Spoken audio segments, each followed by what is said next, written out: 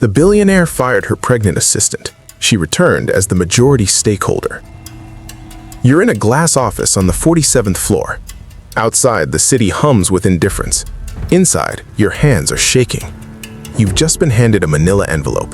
Inside it, a severance check, 2 weeks' pay, a non-disclosure agreement, and a single sticky note in your boss's handwriting. Clean out your desk by noon. You are 7 months pregnant. You have $214 in your bank account. Your health insurance ends in 30 days. The father of your child left 6 months ago. And the man who just fired you, he's worth $4.2 billion. Here's the question, and I want you to actually stop and answer this in your head before we go further. What do you do? Do you sign the NDA, take the check, and disappear quietly? Or do you fight? Most people, when surveyed, say they'd fight. But here's what actually happens.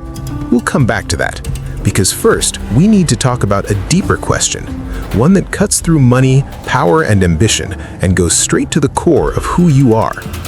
Let's set the scene properly, because the details matter. Her name was Maya Chen, 31 years old, Harvard-educated. She'd spent 4 years as the executive assistant to Richard Harlow, founder of Harlow Capital, one of the most aggressive venture firms on the East Coast. She wasn't just scheduling meetings. She was ghostwriting investor decks, sourcing deals, sitting in on board calls. She knew every skeleton in that company's closet, and Richard knew she knew. When Maya told him she was pregnant, he didn't fire her that day. He waited. He smiled. He said, "We'll figure this out." 3 months later, he called her into his office and handed her the envelope.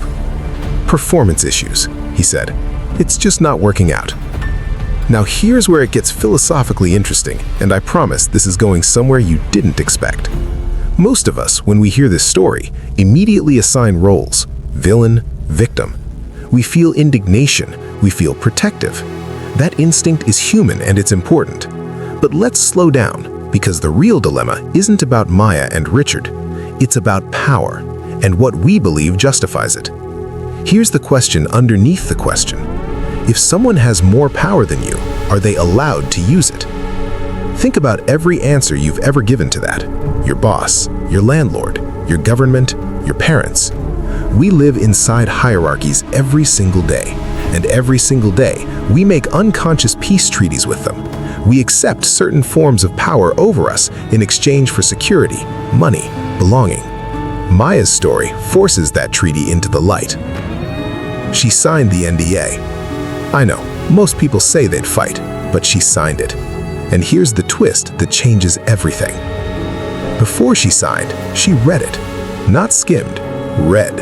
Every clause, every carve-out, every limitation. And buried in Section 14, Paragraph C, in language so dry and legal it was practically camouflaged, was a clause that Harlow's lawyers had accidentally left in from a previous contract.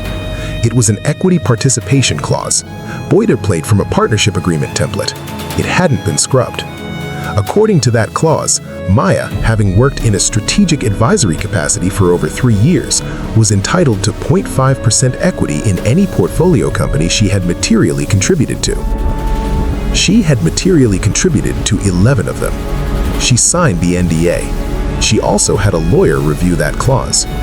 18 months later, when Harlow Capital's flagship investment, a logistics AI company called Novacargo, went public at a $6 billion valuation, Maya Chen owned 0.5% of it. That's $30 million. And because she had signed the NDA, she was legally prohibited from speaking publicly about her firing. But Richard Harlow was not prohibited from what happened next. In an interview with Forbes, he called himself a champion of merit-based talent development. The reporter, who had done her homework, asked him about Maya Chen. He said he didn't remember the name. She was sitting on the board by the end of that quarter.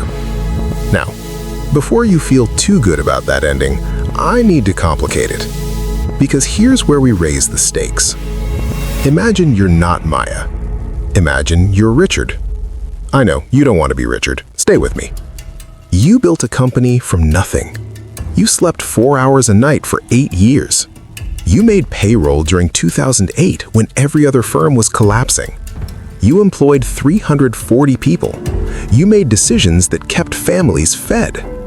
And now, one oversight in a contract template is going to hand $30 million and a board seat to someone you hired to manage your calendar. Is that just? Write your answer in the comments right now. I'm serious, because the comments on this video are going to be a window into something fascinating about human psychology. Here's what philosophy calls this: the procedural justice problem. We have two competing ideas of fairness that most of us hold simultaneously, which means they constantly collide. Fairness as outcome, the right thing happens to the right person. Maya was wronged, Maya should be compensated. Fairness as process. Rules are rules. The contract said what it said. Everyone followed procedure. The outcome is legitimate. Most people, when surveyed, believe in both of these at the same time without realizing it, until a case like this forces you to pick one. And here's the disturbing part. Your choice reveals something about your position in the hierarchy. People who are lower in power structures tend to favor outcome-based fairness. The right thing should happen. People who are higher in power structures tend to favor procedural fairness. Rules were followed. This isn't a moral judgment. It's a sociological pattern documented across dozens of studies.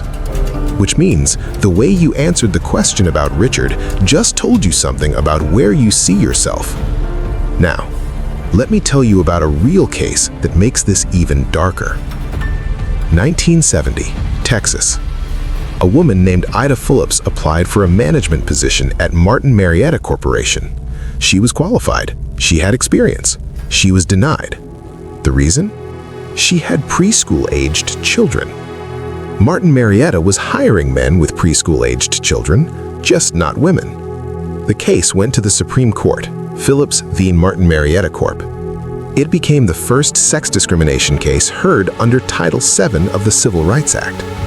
The Supreme Court ruled in her favor, 8-0. But here's what most people don't know about that case. The company's defense was not, "We don't hire women." Their defense was procedural. We have a neutral policy about parental availability that applies to all candidates. Sound familiar? They weren't claiming malice, they were claiming process. The court saw through it. They called it sex plus discrimination, using a neutral-sounding rule to achieve a discriminatory outcome. 50 years later, the same logic appears in boardrooms, HR departments, and contract negotiations around the world. The rules aren't biased, the architecture of the rules is. Maya Chen's story isn't just a revenge fantasy.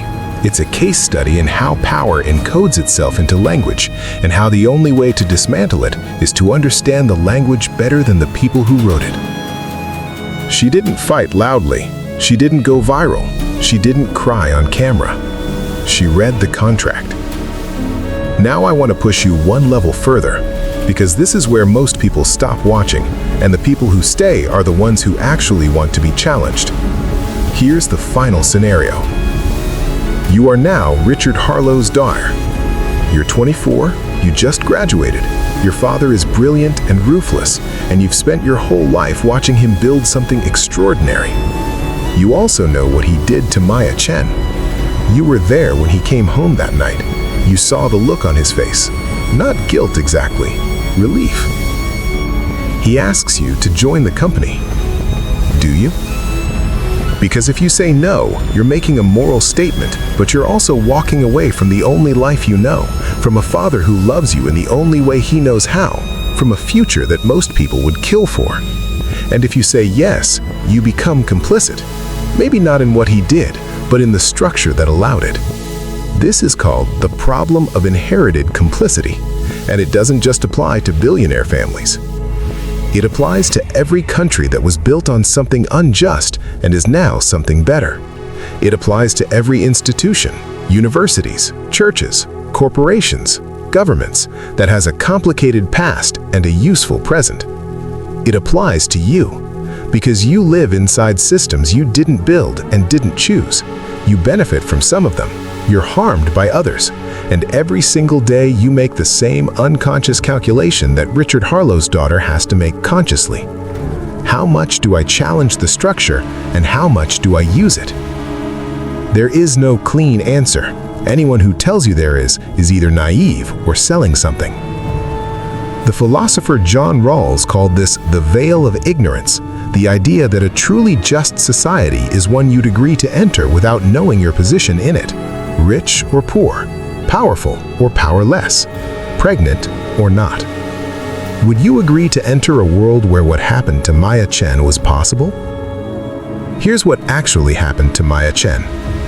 After joining the board of Novacargo, she started an initiative to review all employment contracts across the company's portfolio. She found 6 other cases similar to hers. 3 of those employees, 2 women and 1 man, received retroactive equity adjustments. She never spoke publicly about Richard Harlow. She didn't need to. Richard Harlow sold his stake in Harlow Capital 18 months later. He cited changing market conditions. His daughter, this is the part that gets me, his daughter took a job at a nonprofit focused on workforce equity. She still talks to her father, holidays, birthdays. She said in a podcast interview that she doesn't think her father is a monster. She thinks he's a man who was never asked to question the architecture of his world. Most people aren't evil, they're just uncurious.